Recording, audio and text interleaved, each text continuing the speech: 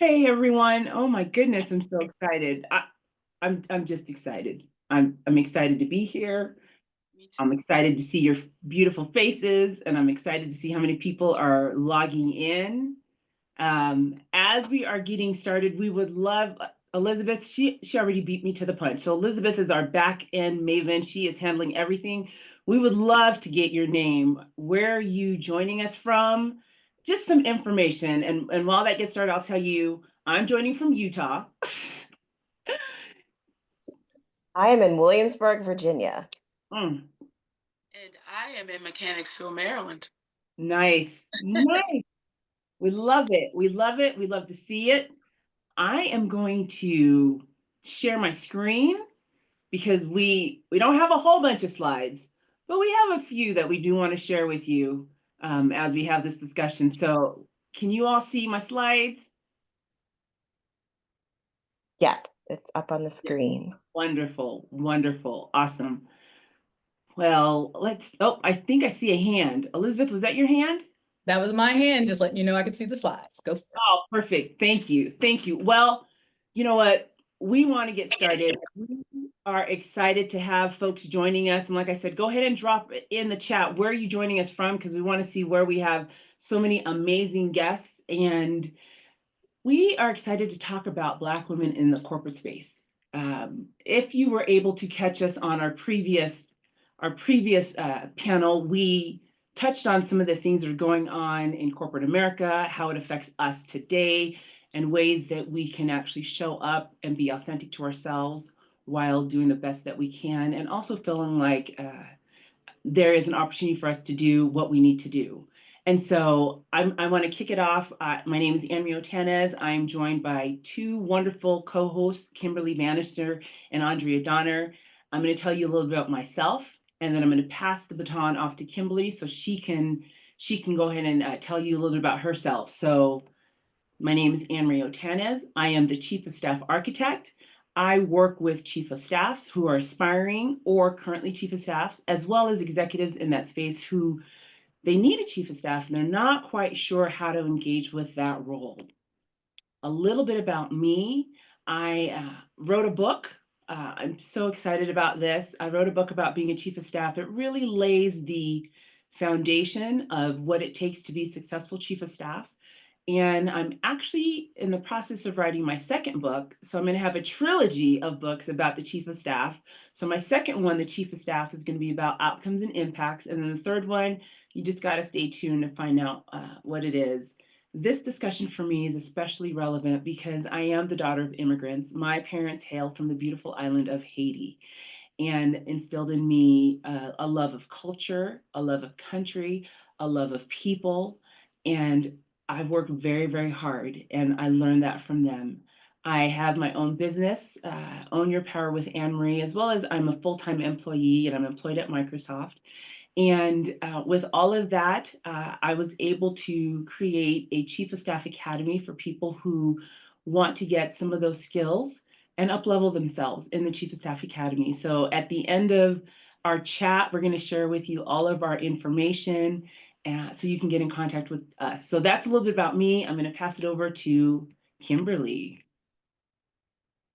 Good afternoon. Welcome, everyone. Thank you for coming. My name is Kimberly Bannister, I'm coming from Mechanicsville, Maryland.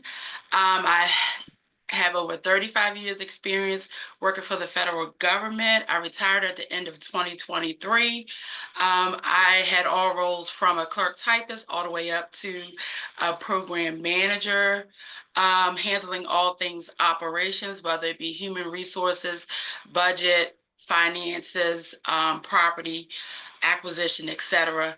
I'm excited to be here. I lead with passion and empathy. I love helping people. I started my own consulting business in May of 2022, Bannister Business Solutions, helping program managers and corporate leaders in operational excellence.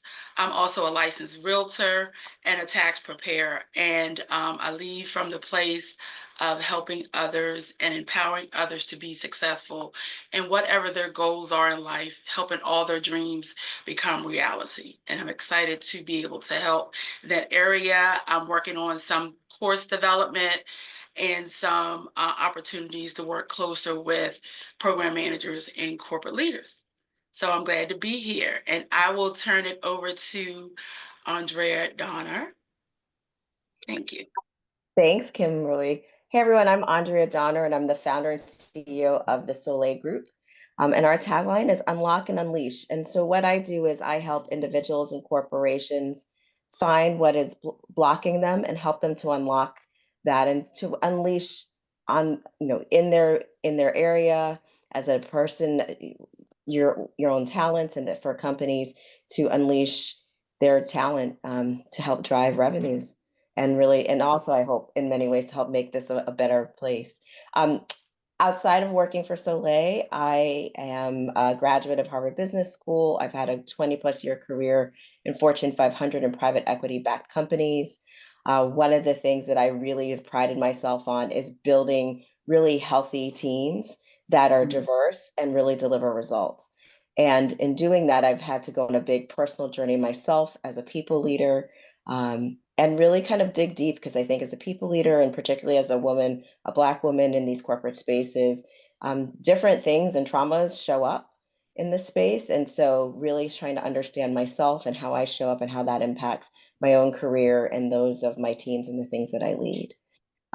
Outside of all of this, I also dabble in some stuff on the public realm. I'm a school board member, and so I believe also in a lot of the ways in which we're showing up in corporate spaces, some of those same skills are transferable in the ways that we interact with our community.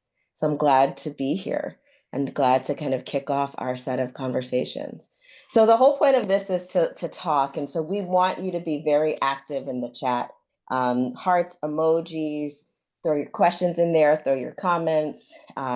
This is, while a webinar, it is just so important that we interact here, because I know that hopefully what we're saying might resonate with many of you, or maybe give you an insight for those who are allies about how maybe some folks on your teams are experiencing it. And so as we were putting this together, we were talking about what is it like to be in the corporate space in this moment. And that week, I was having a week. As I mentioned, I'm a school board member, and I care about the babies. And in that week, I was in a huge meeting where I am the most senior Black woman in a room of 700 people. And my phone, and I'm in this huge strategy session, and my phone starts buzzing. And it's because they're telling me that ICE has been spotted in our community. Like I said, I live in Williamsburg, Virginia. So we are a small little colonial Williamsburg, if you know anything about it, small little town. And so we know everybody, and it's really tight knit. And to have that scared us. And so the question was, well, what do we do about the babies who are about to get let out of school? This is about 11 a.m. And I know that the high school buses start releasing at 2.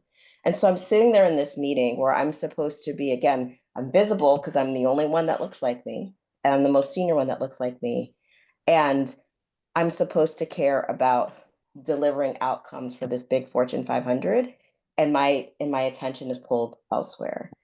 And it was one of those weeks where it wasn't just that one meeting, right? We were up there for a 3-day strategy session, and I needed to continue to show up. And so I literally, in that moment, I was like, in this space and in the tension that we're under, I have to take care of me, and I'm leaving.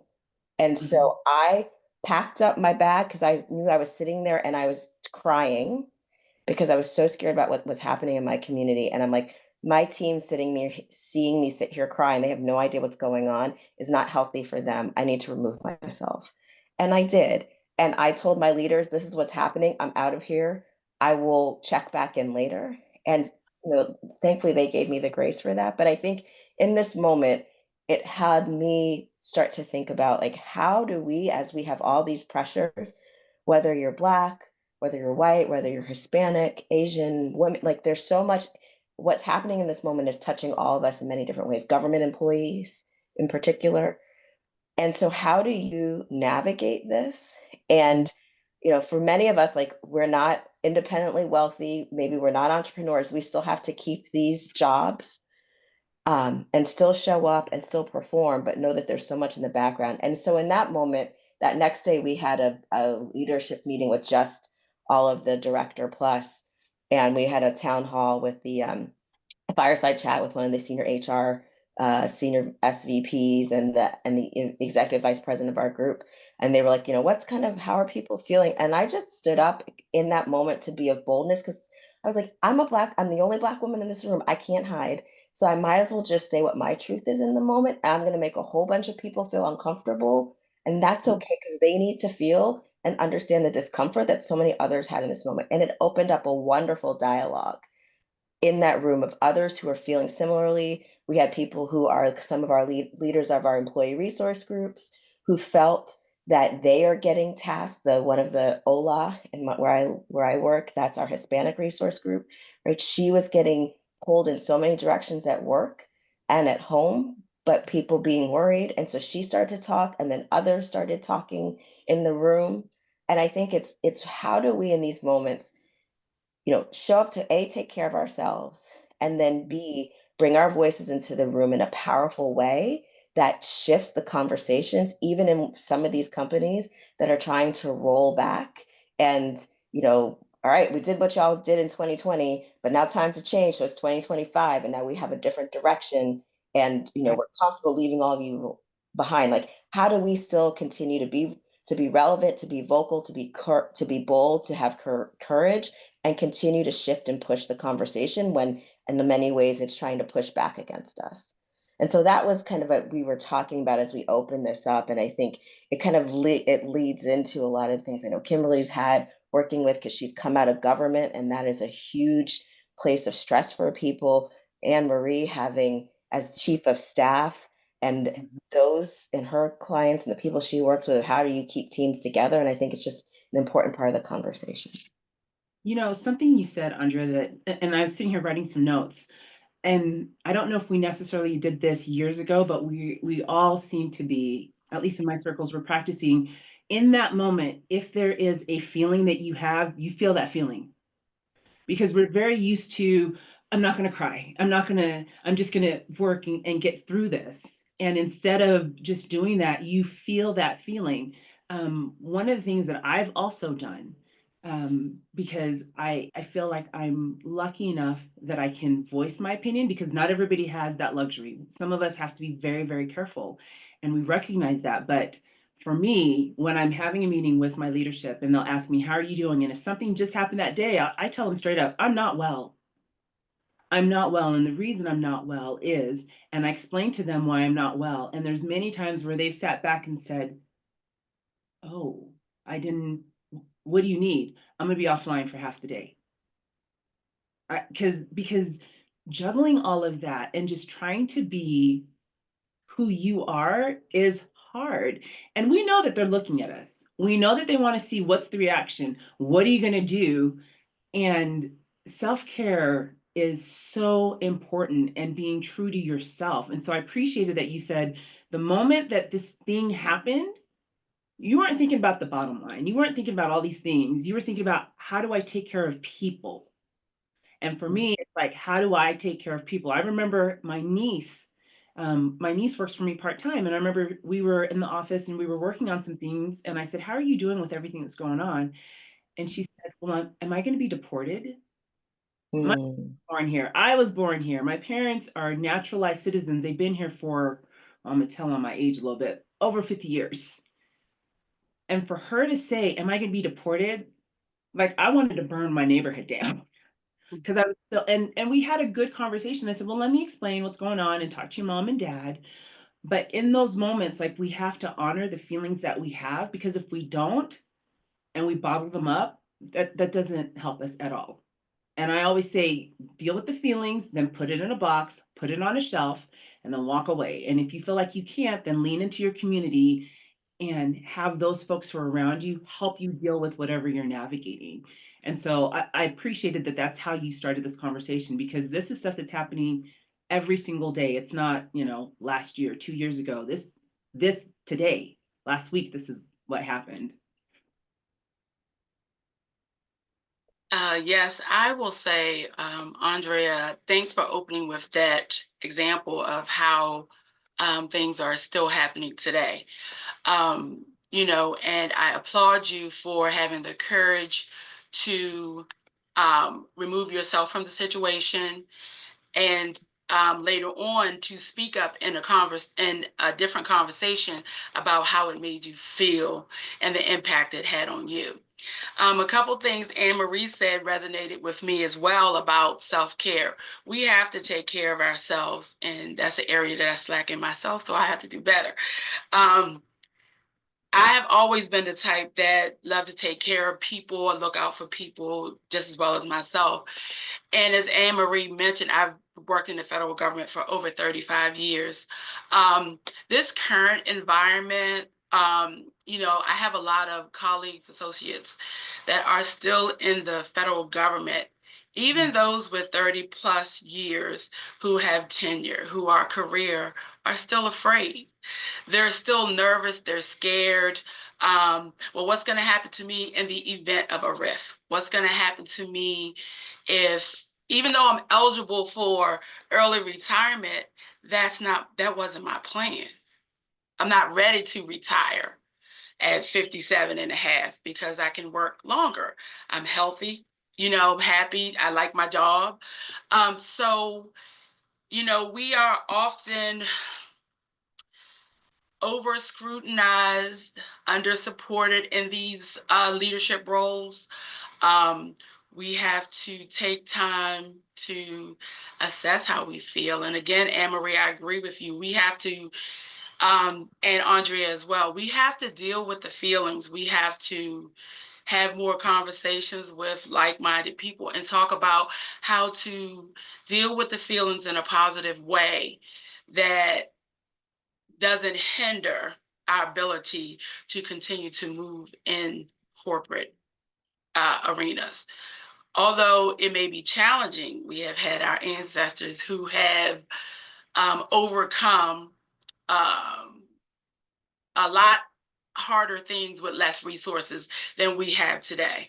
I think we need to persevere. I think we need to, take the time to pay attention. And some of the things that are happening in the federal government, just from my, limited knowledge, is it make one ask the question about how can you just be fired and you've been working for all these years you're not underperforming, you have a very good performance rating, but yet you're being fired. So it is a very challenging time for all, because the impact of the federal government, what's going on, also impacts the corporate world for those who have government contracts.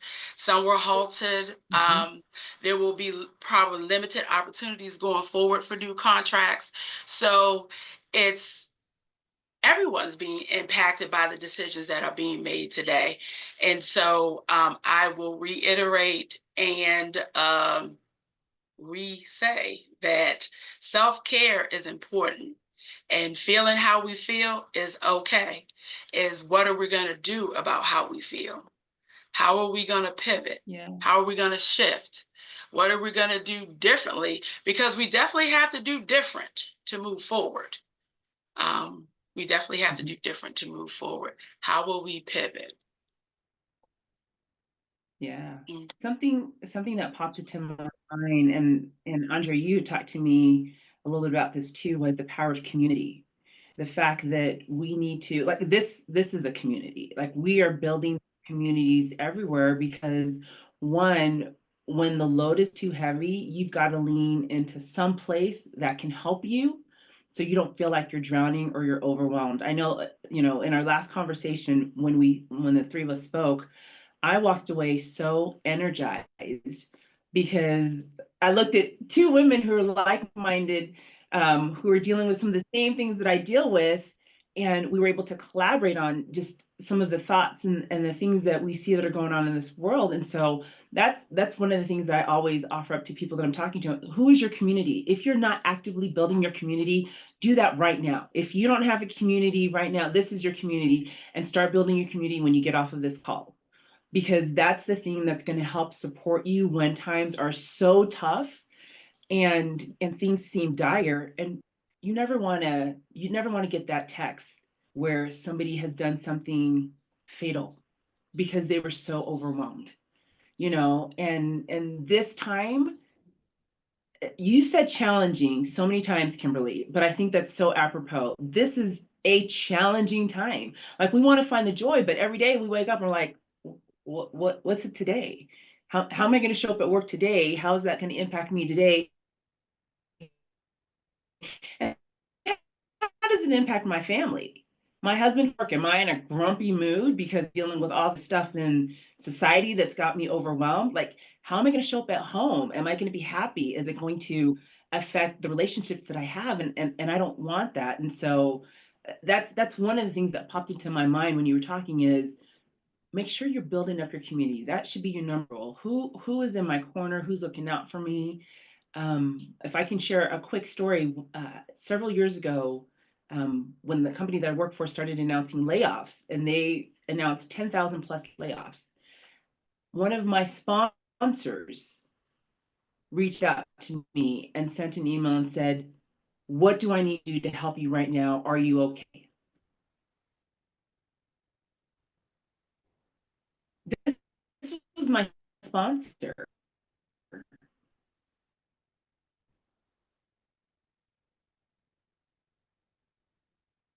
I don't And know if Anne, oh, uh-oh, am I oh, you breaking? Yeah. froze a little bit. Yes. Yeah. Are you good? Can you get You're me good. now? This is my Yes. sponsor. Yes. Thank Yes. you. Yeah, so this was my mentor turned sponsor. And so again, one of the things that we want to give folks on this call some actionable things that they can do. Look at who's in your community. And if you don't have a thriving community, start building that community. Kimberly and Andrea, like I would love to hear your thoughts on that. Yeah, one of the things so Slack is a huge communication channel in the company that I work in. And sometimes I don't know if you all are like me, but I literally have there's like 30 or 40, 50 Slack channels that I'm a part of, and I don't even know why or how I got in them. And so one day I was cleaning them up and I clicked through, and there was one that said women to women. I clicked it open. I had been in a Slack channel that was a low key undercover Black woman Slack channel that I was like, and I literally typed in, how did I miss this? And what I loved about it is that, right, we have the official employee resource group Slack channel and because our employees resource group is, because of the way that the world is, right, it has everybody in it. And so like you have important conversations, but to a point. And this was the undercover, like, we need a space for us where we can say what we need to say, and we're not, because you can like Google that, not Google, I don't know, you can search it, so it's not going to come up as something that jumps out, but it's one of those, if you know, you know. And Yes. when I saw that and the things that people are posting in there, and like that sense of like low key Black women community, I was like, oh, like that is what I needed. And so I think being able to figure out in your workplace, because sometimes you need, like, you can have community outside of work, which is helpful, but sometimes you need community inside the company, because you have to be able to figure out, okay, this is just happening. We just did layoffs. My boss just got moved. I just got layered. Like, and you need to be able to talk to people who understand the dynamics of your company to be able to help you maneuver, and who also have the network piece. And I'll just say one last thing before handing it to Kim is like around that sponsorship piece of, um, in companies, there's usually very few of us, of Black women, to really help each other. Like, I don't have the power, or like, I only have but X number of jobs that I can help you with. And so in this moment, I have doubled down on connecting with my sponsors who don't look like me, but who have seen something in me and decided that they want to help. And so I'm seizing those opportunities. I will say, when I stood up in the smaller meeting with all the people leaders, it was very strategic, because I had on that day, I was like, you know what? I felt horrible the day before. I'm showing up in the brightest red dress because these people are going to remember me. And it was one of those where they asked the audience for questions and it's crickets. And I was like, I'm going to ask, because in that moment, I'm like the first one to speak. I'm in a bright red dress. I'm the only Black woman and the most senior one in that room. And I asked this question of this SVP of HR who does stuff I'm interested in. And then that gave me the entree to have a whole back end conversation with him, get visibility with the executive vice president, and say something that was poignant and pushing the conversation. And so it's like, I'm saying, like, this is a hard moment. And I would say that this moment is serving up so many opportunities for us if you can just reframe them as to like, okay, now you've given me something to talk about. Now you've given me something to push on, and just really being strategic about that. Nice. Nice. Awesome. So I will say that one of our mentors say, in the midst of chaos, there's great opportunity. I will follow that by saying that I wholeheartedly agree that we need community. We need someone that we can rely on when times are hard, that we can talk to, that will understand the things that we are going through. It's very, very important to have community. It's very important to speak up too, as Andrea did, and be seen in the red and all of that. I will say for the federal government employees, there are two organizations that you may want to look at: Blacks in Government and the Federally Employed Women Networks, that could potentially be community for you. Or look for local communities, the NAACP and other communities that could help you. And I would also say that I think it's very, very important that Black women start to partner, collaborate, join together, join forces to move forward. We were built for a time for this, time such as this, as we have been through, Black women have been through so much. We are, it's doubly hard for us to get in spaces and places that is easier for others. But there are those that have, so why can't we? So I would say, let's work together to move forward, even with the trying times as they are. Because again, in the midst of chaos, there's great opportunity if we work together, support one another, and move us forward as a race and a people. So it's time for us to shift and pivot, I will say. Yeah. So I love that. And I love that you said, why can't I? That's and I struggle with that sometimes. I know I work super hard, doubly hard. And I know I have receipts for everything. But sometimes while I'm surveying the landscape, I doubt myself. And I shouldn't. I shouldn't, which is why, we talked about community, we talked about mentors and sponsors, being able to lean into those spaces where if we forget, someone will remind you. One of the other things that I really love doing, I love learning. And Andre, you said something that, again, lit up something in my mind when you said you leaned into folks who are sponsors and allies that maybe you hadn't in the past, because they may have something that they can offer and teach. For me, I'm leaning into all of my allies, all of my sponsors, all of my mentors, trying to learn as much as possible, because I also believe that this is a period where education is being suppressed. And there's reasons why that education is being suppressed. And I don't want to not understand. I don't want to not know the history. I don't want to not know the context. I want to understand the full picture so I can be as informed as possible. So when I'm stepping into those situations where I'm talking with people who may not look like me and they may not understand my perspective, I can share that fully aware of what's at hand. And so I like that you had said that too, that you're just looking at who can you talk to. The undercover Slack group, that's awesome. That's awesome. It's great that there's that community. You make me need to go look and see if we've got an undercover group with my organization too, because it's kind of slick. That's very slick. Yeah. Yeah. And Tanisha in the chat talked about like the whole imposter syndrome. And in these corporate spaces, when I talk about wearing that red dress that day, I was speaking on a panel, and I had this moment of, um, do I hide because I work in a, like, we fancied ourselves a fintech, right? And so it's kind of relaxed, and people, me and my red leather dress is a definite standout. But it was one of those spaces of, do you mold yourself and hide yourself to fit in with how you know everyone's going to look on the panel? So I had an option for like a blackish, more conservative type of dress skirt thing that would, but with some like to fit in, or do you go in the complete other way? And I think so.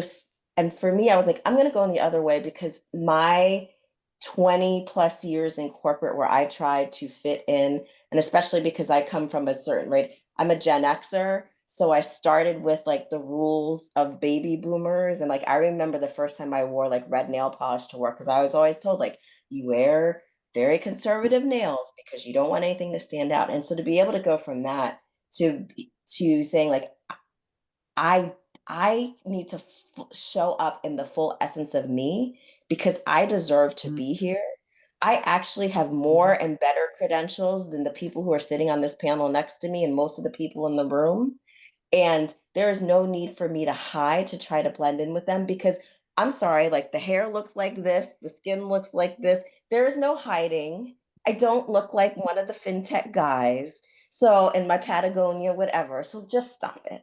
Just stop and totally lean into who you are and how you're showing up and what is true for you, because it's hiding isn't helping anybody. And it's definitely, not, it is not a, you literally can't hide. And so I think like moving out of that imposter and just truly embracing, like, come what will. My book of the moment, Mel Robbins, let them theory, let them think whatever, because this is how I'm going to show up fully. Yeah. Well, and I wonder how many times, and I know this has happened with both of you, you've been in a room and you were the only. I mean, even today, when I sit with my leadership team, like you said, you're the most senior Black woman in that space. With my leadership team, I'm one of 2 women, and there are 8 of us. And I'm the senior most Black woman in that space. And I want it to be that there's more of us at that table, because when Black women win, everybody wins. Like, we know this, that they've done research on this.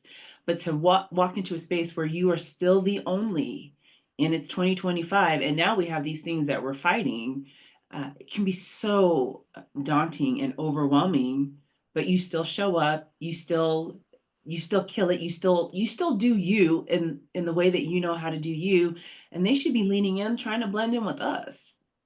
Go ahead, girl. Sorry, I had to, Elizabeth, everybody, I apologize. That'll be the only one, but I had to yell it. Okay. So what came to mind when both of you spoke was being your authentic self, not the imposter syndrome. And what also resonated was, or came to mind, was knowing your worth. We work really hard, on our jobs, our families, taking care of everyone else, but knowing your worth, knowing that you are worthy to be in those rooms, that you have worked your tail off to get there, and that you deserve to be there. Sometimes we struggle to know our worth because of, past traumas, you know, healing and all of that stuff. But we have got to accept and understand and know that we are worthy. We deserve to be there. I love Andrea in her red dress and being herself. Um, our clothes does not define us. What we wear, the color of our nails, that doesn't define us. She was being her authentic self and knowing that she deserved to be in that room. And we need to continue to know that we deserve to be in that room and continue to fight to be there. I will say that the fight will probably get harder, but the harder the fight, the bigger the victory. And we can show those that are coming behind us. I have 3 sons, so I have to show my granddaughters, right? Because I have 3, and my nieces, that it's possible. you can go in these rooms and you can be successful. Work hard and do what you know that you're capable of doing. I have a question along those lines.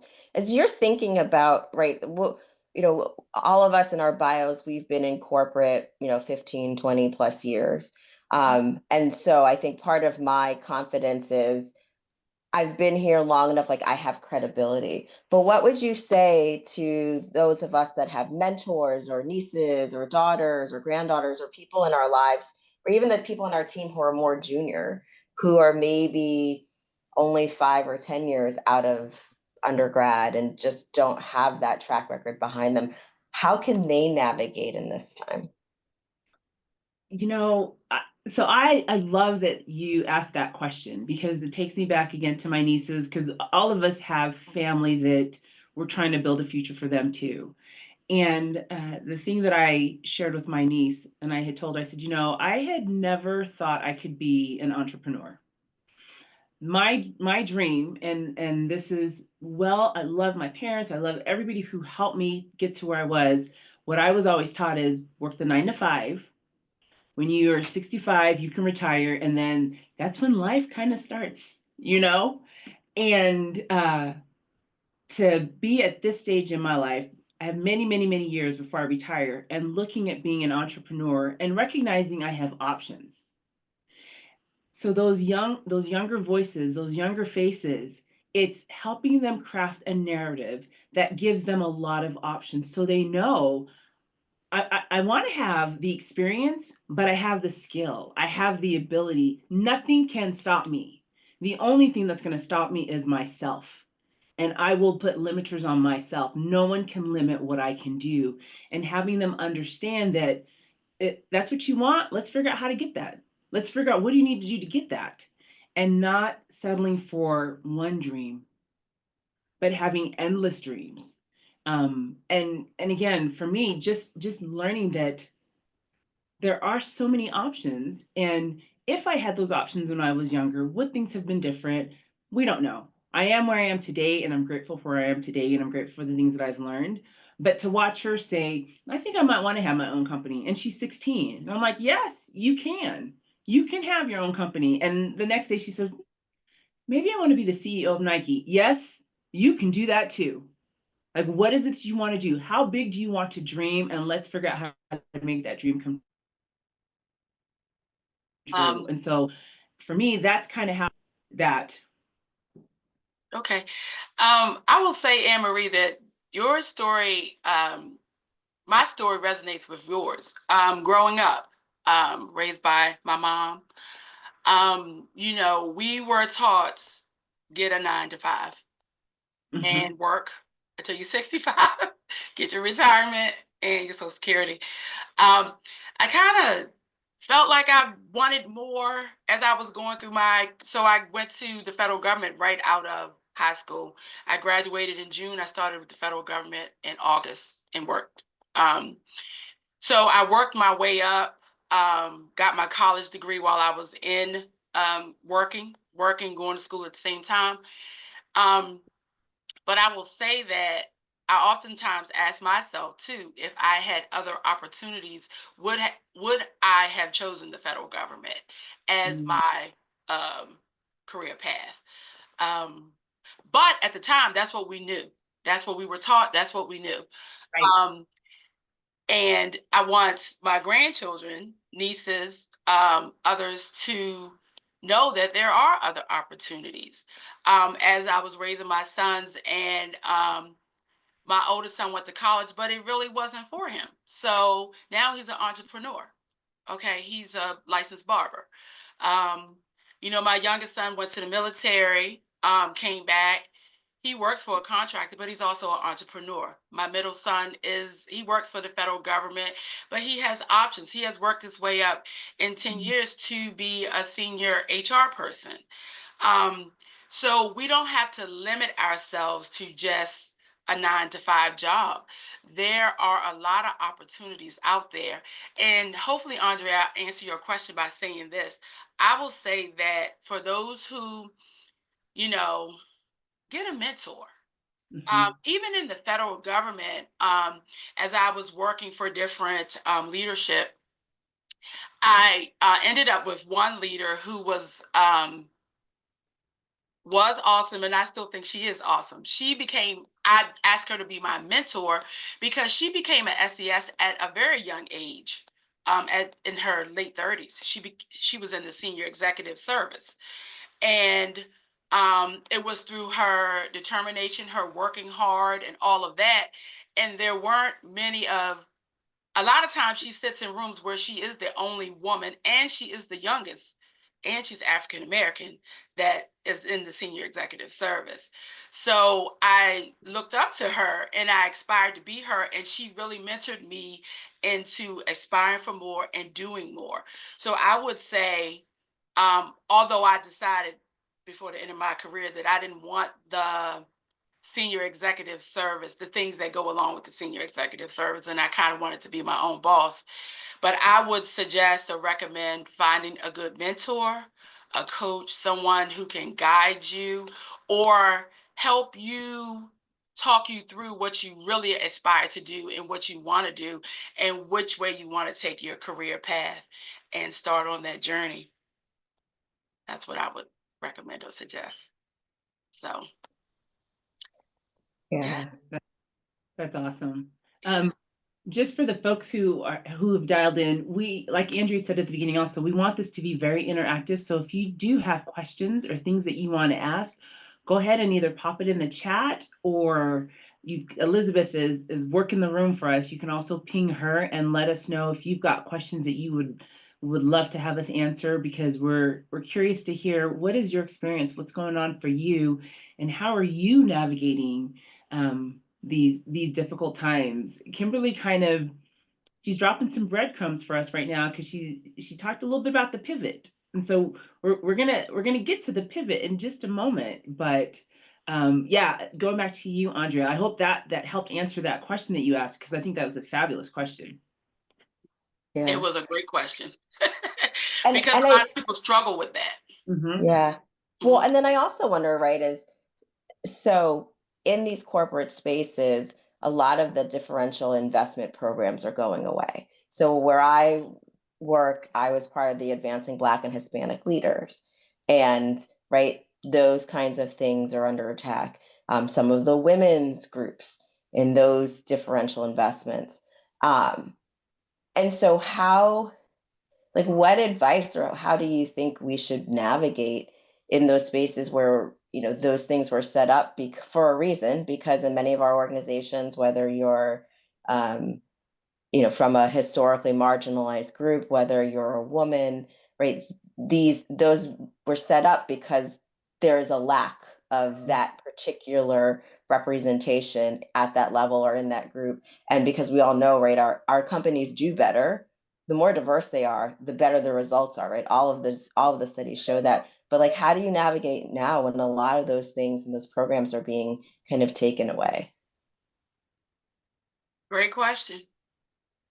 I would say that we will need some strong Black women leaders to establish programs maybe outside of the corporate space that provide guidance, directions, opportunity for conversations on challenges they may face as they try to navigate through leadership, their career path, setting up groups, organizations to work with young women to help them advance their career. Because again, you're correct, a lot of those programs will go away that a lot of us had opportunities to be in.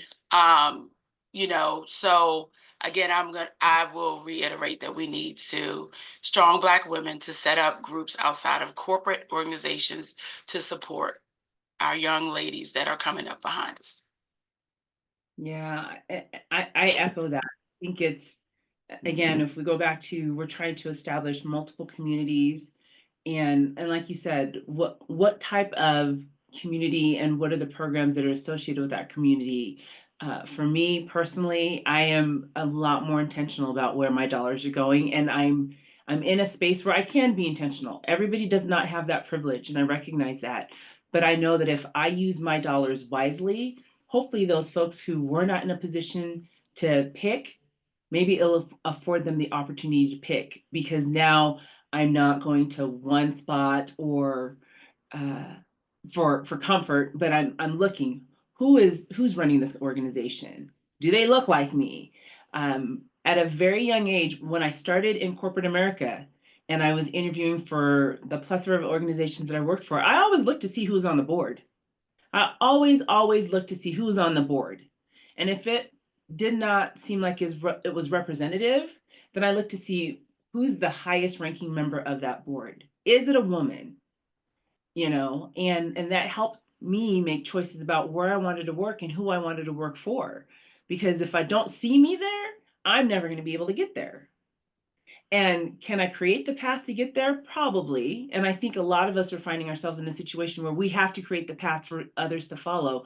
But luckily, we also have our ancestors that created some paths for us, and we can follow in those footsteps and just widen that path so more and more and more of us can travel. But if it's not there, we figure out how to create it. What do we need to do to create it so it is there? And we redirect our energies, we redirect our dollars, we redirect our time, and that sends a message. I mean, in some small way, I hope that is helpful and that can make an impact. But does again, Andrew, you're asking some great questions. Does that kind of help with that question? Yeah, I mean, I think that there are, I think as we are looking, right, when people, right, don't listen to what people say, like watch what they do. And so Yes. I think we're in a moment where the companies, right, they said a whole bunch of stuff around George Floyd and they kind of did a little. And now they're saying a whole bunch of other stuff, or sometimes not saying anything, but you're watching the actions. And so I think as we're in this moment of for young people coming in and looking for companies as we are, in mid-career and looking to change and pivot, that's a really important piece of research around like, companies that have now showed their hand. And you have the companies that have said, like a Costco, like we're staying the course on our DEI and, Ulta, Sephora, like those types of places. And you have other places like Target, which hurts my heart, and Walmart, in McDonald's, which have said, well, you know what, we feel this pressure, we're gonna make another decision. And so I think, right, the companies that have stayed the course in this, if you are a person from a historically marginalized group, right, that may be a better place to go because you know that that commitment is actually a genuine commitment from the top down and that they are unafraid of what they think a repercussion would be. And that might be a better place for you long term, where some place where like it's again, and I apologize to anyone who's from Target, but a place of like Target, which I felt like supported Black creators and Black hair care and and you'd walk in and for Pride Month or Hispanic History Month or Black History Month or Yeah. like it was front and center, and so it felt genuine, but it was so easily crumbled. So was that genuine? And so I think like that's one place. And I love what you said Right. about forming those own things. Kay in the chat wrote about, she has a life optimization system that uses data analysis to help with, changing health outcomes. One of the things that as I have my coaching practice, I've always set aside like my tithe, my 10% of the coaching that goes to people that are lower, that are like more junior in the organization where they need coaching. In order to have senior executives, you have to make it to your first supervisory or managerial role. You have to make it up through individual contributor to lead a team. And very rarely do you get coaching at that level. And so, or that early in your career. So how are those places where I think we can each take our gifts and set aside some part of that to pour into those that are not going to have access or their access has been taken away? And because I think it's true, like we have everything we need amongst ourselves. We just need to organize it and find those pockets. Yeah. Well, and I think the thing that I'm also seeing is that people are building communities outside of the traditional communities that we've seen. Uh, so I know a lot of people who are moving away from Facebook. Like we're very used to building the community there, and there's platforms that are created by Black individuals. Fan base is one of them, created by Isaac Hayes' son, Isaac Hayes Jr., I think the second or third. And so looking at where are these places where we are trying to build a community that is aligned to our voices, that understands our experience, and move away from the places that, like you, look, when Target said what it said, I fell out of my seat because I thought every time I go into Target, I go to the Black hair care section. Like I know that they are looking for people who look like me and giving them a space to be represented in the store. And so that walk back just felt like the ultimate stab in the back because I was like, what? All right, well, then I'm going to their websites. I'm going to go to these companies' websites because they will still get my dollars. You just get the dollars, but they will still get my money. And if I don't get it in 24 hours or 48 hours, I'm okay with that. Like the speed of delivery is not important to me. It's making sure that I'm supporting that Black business. And so if you need to take a week to get me my product because I'm coming directly to you, well, your margins are better now. And there's no middleman. So thank you for teaching me how I'm going to act in the future. And so that's why for me, like people are talking about boycott. I'm like, I'm not boycotting nobody. I'm changing my behavior. And so if you want me to come back into that store, you need to change your behavior. And I know what change I want to see. And if I don't see it, you don't see me. So I appreciate that. Liz, I see your hand is up. I'm calling out Kay Woodard. Great question in the chat. He says, I'm currently leaning into my experience in changing my health through data analysis and now want to offer that life optimization system to my community. My question, how do I best reach into the Black women community that need this information the most? Who does she think her target market is? Would you like me to, let me see if I can allow her to speak. I was just wondering because then you can better, you know, advise on, you know, where and how she should market it. Well, you know, peanut gallery here. I'm thinking the question is, right, for me, the question is, how do I best reach into the Black women community that need this information the most? All of us need that information. That is true. That is true. All of us do need that information. So, yeah. Oh, she's from my perspective, I gave her voice if she. Kay, did you want to come off of mute? We'd love to hear you. She says, my target is people who need life and health change, as well as those who care for others. That sounds like a great panel, honestly. Especially considering each one of you has spoken about the health impacts and the emotional impacts of what you've lived through. Yeah. Kay, I'm looking at your question, and I think, and I get where you were going, Kimberly, with who is the target audience, because it could be people who are providing care, it could be people who are receiving care. There's so many different aspects of it. And so, for example, so I can use my family. So my dad right now, he has an aide that comes to the house 5 days a week to help him out.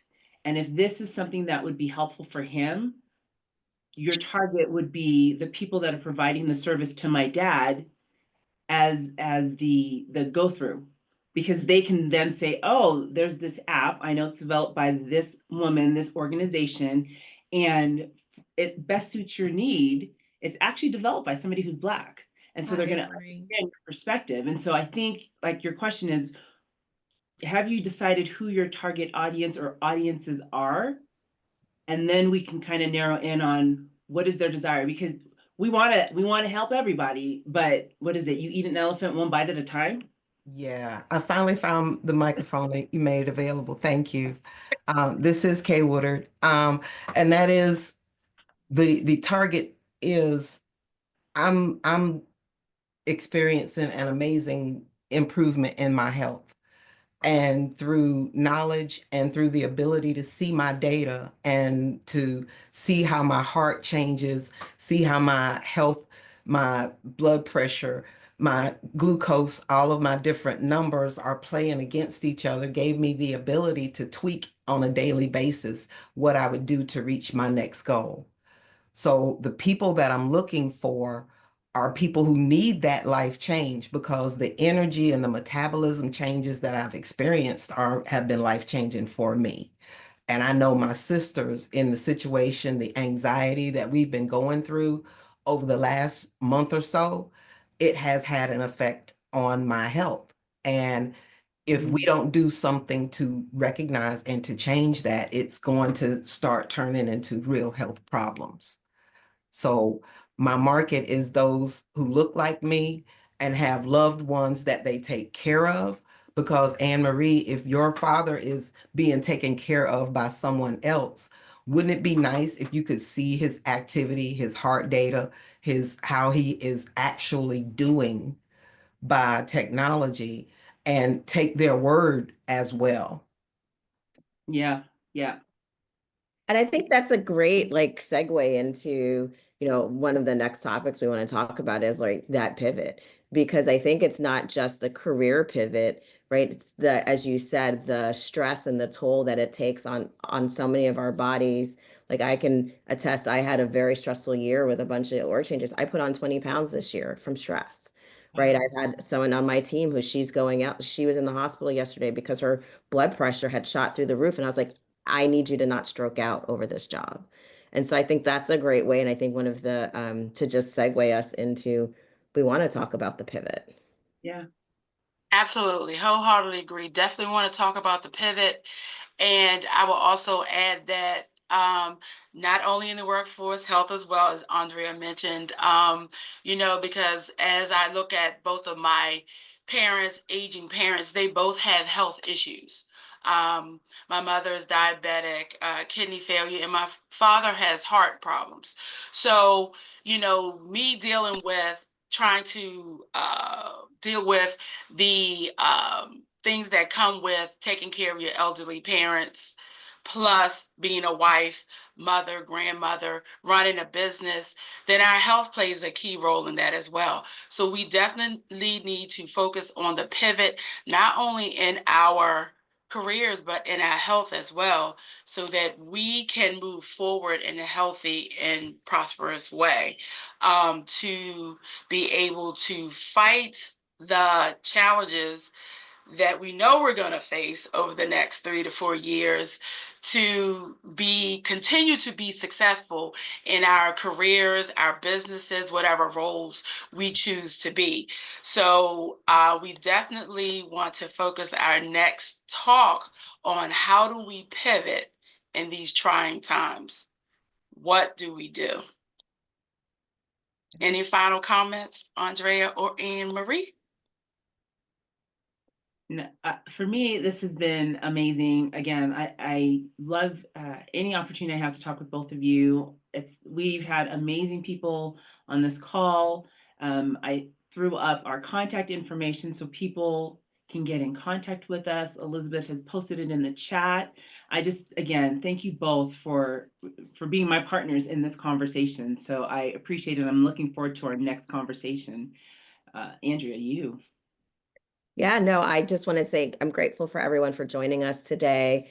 For some on your lunch hour, for some it's the morning for you, and just listening to the conversation. Please contact us. We're going to continue to follow up and create a community, as we've talked about, community where we can join and continue to have the conversation. I would love just to hear other topics that you all want to hear about, and we can bring other folks in to chat, but we really just are so grateful for you for joining us this afternoon. Awesome. And I'm grateful for both of you. Thank you for us starting this in, I believe it was November that we did our first talk, and continuing. And I look forward to more productive conversations about this very, very important topic, and that we tackle it together and help our community and be a part of their community and help us all move forward in a positive way. Great. Awesome. Awesome. Thanks, everybody. Thank you all. Have a wonderful rest of your day and weekend. Bye. Bye-bye.